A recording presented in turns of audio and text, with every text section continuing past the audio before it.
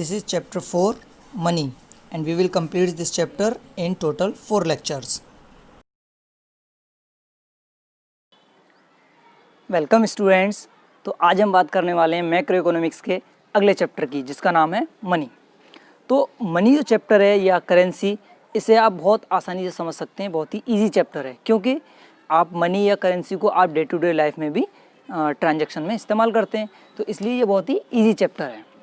तो अब यहाँ पे क्वेश्चन ये आता है, तो जब पूरे वर्ल्ड में मनी इंट्रोड्यूस नहीं हुआ था, यानी कि मनी था ही नहीं, मनी नाम की कोई चीज़ ही नहीं थी करेंसी नाम की, तो उससे पहले ट्रांजैक्शंस कैसे करते थे लोग? ट्रांजैक्शन तो तब भी करते होंगे, ऐसा नहीं है कि नहीं करते हो। तो एक्सचेंज जो करते थे उस टाइम पे, वो कमोडिटी से कमोडिटी का एक्सचेंज करते थे। यानी कि एक पर्सन के पास एक गुड है, दूसरे के पास दूसरी कोई गुड है या कोई कमोडिटी है, तो दोनों ने आपस में एक्सचेंज कर लिया कमोडिटी से। तो मनी या करेंसी जैसी कोई चीज़ नहीं थी उस टाइम पे। तो उस सिस्टम को हम बार्टर सिस्टम के नाम से जानते हैं। तो सबसे पहले हम स्टार्ट करेंगे यहीं से अपने चैप्टर को, बार्टर सिस्टम से।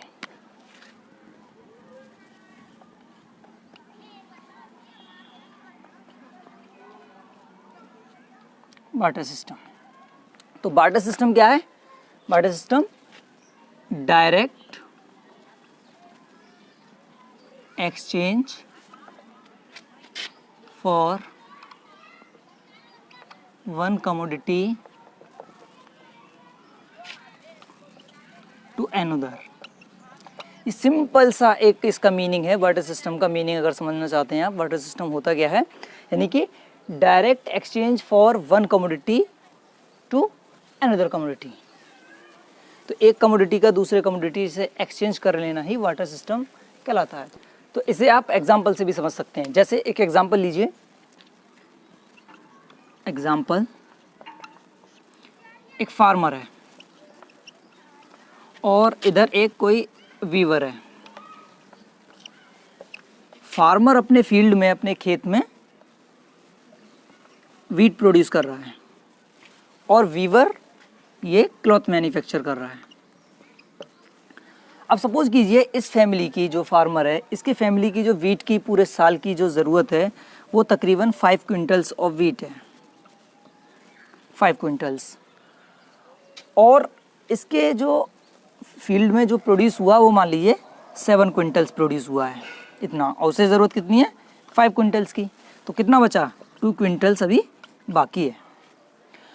तो ये इस 2 क्विंटल का क्या करेगा? इससे वो हो सकता है उसके अगर क्लॉथ की ज़रूरत पड़ेगी और भी सामान की ज़रूरत पड़ेगी मान लीजिए लाइफ में, तो सपोज कीजिए उसने थोड़ा सा इसमें से 50 kg जो है वीट इस्तेमाल किया और क्लॉथ परचेज कर लिया इससे। तो इस तरीके से एक्सचेंज होता था। मतलब मनी का कोई कंसेप्ट नहीं था उस टाइम पे, आप कह सकते हैं। सिंपली करेंसी कोई भी नहीं थी, सिर्फ ऐसे ही कमोडिटी से कमोडिटी को एक्सचेंज कर लिया जाता था। तो ये एक एग्जांपल है, इससे समझ सकते हैं तो किस तरीके से वहाँ पे लोग जो है एक्सचेंज कर रहे थे उस पर। लेकिन इस एक्सचेंज में बहुत सारी परेशानियाँ थी। तो उन परेशानियों को समझ लें पहले, क्या क्या डिफ़िकल्टी थी इसमें। तो क्या क्या डिफ़िकल्टीज थी वो हम देखेंगे बार्टर सिस्टम में।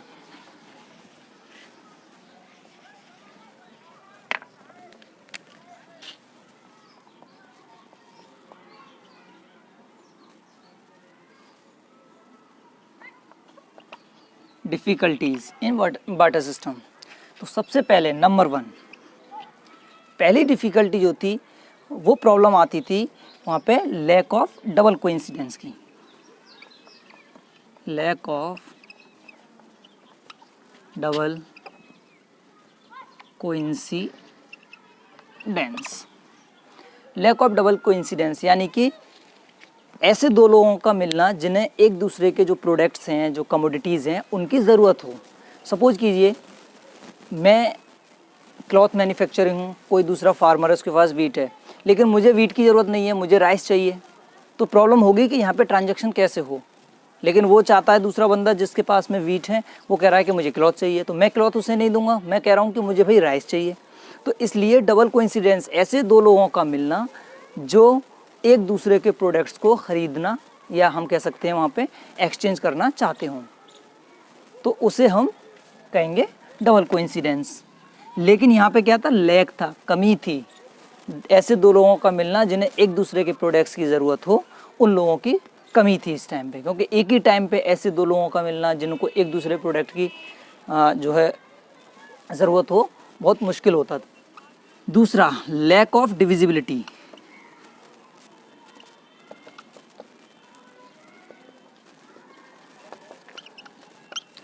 लैक ऑफ डिविजिबिलिटी यानी कि डिविजिबल नहीं होना। बहुत सारे कमोडिटीज़ ऐसी होती हैं, बहुत सारे प्रोडक्ट ऐसे होते हैं जिन्हें हम डिवाइड नहीं कर सकते। या तो वो पूरा का पूरा देना पड़ेगा आपको, जो भी प्रोडक्ट है या कमोडिटी है पूरा ही देना पड़ेगा वो सामान, या फिर उसे हम काट करके यानी डिवाइड करके नहीं दे सकते। जैसे सपोज कीजिए कोई पर्सन है, उसके यहाँ पे जो कारोबार है वो मान लो हॉर्सेस का कारोबार है, घोड़ों का।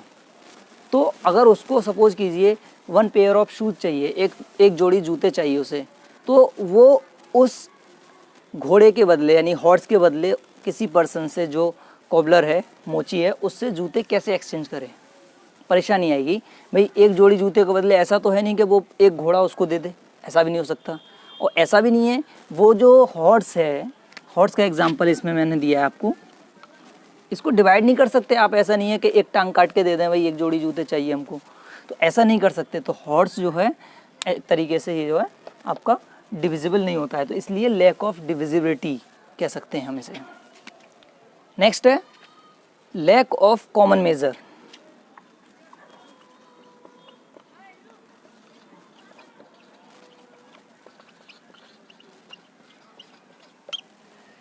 लैक ऑफ कॉमन मेजर यानी कि कोई भी ऐसी कॉमन चीज़ नहीं थी जिससे हम हर चीज़ को मेज़र कर सकें। जैसे आज के टाइम पे हर चीज़ को मेज़र करते हैं मनी के थ्रू, लेकिन उस टाइम पर जब बार्टर सिस्टम हुआ करता था, कोई भी ऐसी कॉमन मेज़र की कोई चीज़ नहीं थी जिससे हम हर चीज़ को मेज़र कर लें कि भाई हम कह दें साहब 1 किलो गेहूं के बराबर ये एक मार्कर हो गया, 2 किलो गेहूं के बराबर हमारा जो है डस्टर हो गया। ऐसा कुछ भी नहीं था कि सिर्फ गेहूं को ही हम बेस मान के चलेंगे, किसी भी चीज़ से किसी भी चीज़ को हम कन्वर्ट कर लेते थे, इसलिए कोई भी कॉमन मेज़र नहीं था उसमें। फोर्थ है डिफ़िकल्टी इन डेफर्ड पेमेंट्स।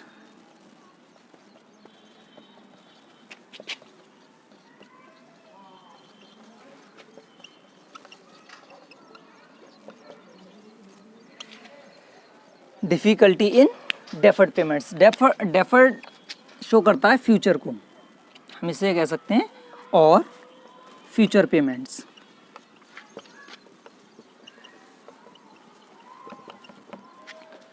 तो यहाँ परेशानी ये थी कि कोई भी ऐसी चीज़ मान लीजिए हमने किसी से इस टाइम पर उधार ले ली कि हमें ज़रूरत है, एक तरीके से लोन टाइप की जैसे होता है, कोई चीज़ ले ली, तो अब उसका जो है फ्यूचर में पेमेंट कैसे किया जाएगा। सपोज़ कीजिए किसी ने 2 क्विंटल वीट ले लिए, गेहूँ लिए किसी किसान से इस साल। अब मान लीजिए अगले साल उसे वापस करने हैं, लेकिन अगले साल होता ये है कि मान लीजिए मौसम अच्छा नहीं रहता है, बारिश अच्छी नहीं होती है और फसल जो है बहुत अच्छी नहीं हो पाती, तो क्या उसे 50 किलो ही वीट वापस करने चाहिए या उससे ज़्यादा करने चाहिए या कम करने चाहिए? जिस टाइम पे उसने उधार लिए थे उस टाइम पे बहुत अच्छी फसल हुई थी। तो प्रॉब्लम आती है फ्यूचर पेमेंट्स में कि फ्यूचर पेमेंट्स को कैसे किया जाए। नेक्स्ट है difficulty of storage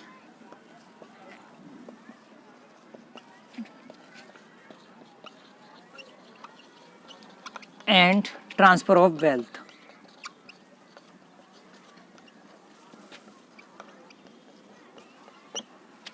difficulty of storage और ट्रांसफ़र ऑफ वेल्थ, दो चीज़ें।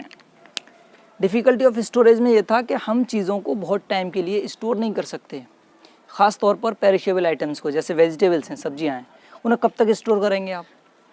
ख़राब हो जाएंगी तो आपको वो सेल करनी ही पड़ेंगी, इसलिए स्टोरेज में प्रॉब्लम आती थी। आज के टाइम पे आप मनी को कितने भी इकट्ठे करते रहिए, करेंसी को कितना भी जमा कर लिए, कितने भी पैसे अपने पास इकट्ठे कर दिए, 10 लाख 20 लाख करोड़ जितने चाहें, इसका मतलब आप पैसे इकट्ठे कर रहे हैं, रुपीज़ करेंसी इकट्ठा कर रहे हैं, इसका मतलब ये है कि आप जो हैं चीज़ों को इकट्ठा कर रहे हैं। जब चाहे कोई भी कमोडिटी, कोई भी चीज़, कोई भी सामान परचेज़ कर सकते हैं।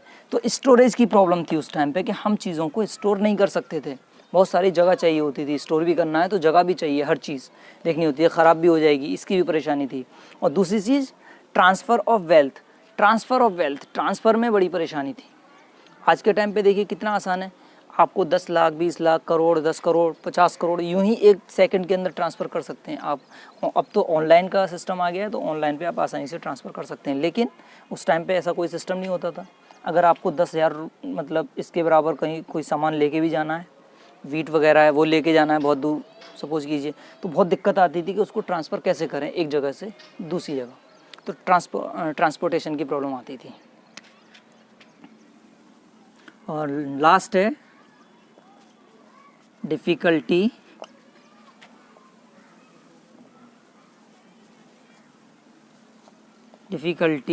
इन एक्सचेंज ऑफ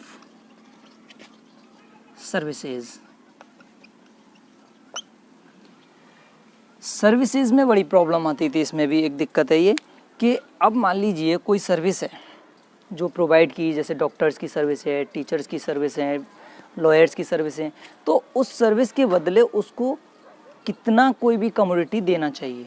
अगर एक डॉक्टर ने मान लीजिए किसी पेशेंट का इलाज किया तो उसके बदले उसके यहाँ पे मान लीजिए वही वीट, किसान है वो वीट, राइस ये सब प्रोड्यूस हो रहा है, तो वो कितना दे उसको उसकी फ़ीस के तौर पे डॉक्टर को या फिर टीचर को। तो इस तरीके से सर्विसेज में बड़ी प्रॉब्लम होती थी कि सर्विसेज जो हैं उनको हम कैसे एक्सचेंज करें उस सिस्टम में। तो ये सारी परेशानियाँ थी बार्टर सिस्टम में। तो इन परेशानियों को ध्यान में रखते हुए मनी का इंट्रोड्यूस किया गया, मनी को ईजाद किया गया, जिससे कि ये सारी परेशानियाँ ख़त्म की जा सकें। तो दोस्तों अब आप लोग अच्छे से समझ गए होंगे कि बार्टर सिस्टम क्या होता है और बार्टर सिस्टम में क्या क्या परेशानियाँ थी। तो ये वाला हमारा लेक्चर यहीं ख़त्म होता है। अगर आपको इस चैप्टर के नोट्स चाहिए तो आप डिस्क्रिप्शन में लिंक दिया हुआ है, वहाँ से डाउनलोड कर सकते हैं। Thank you.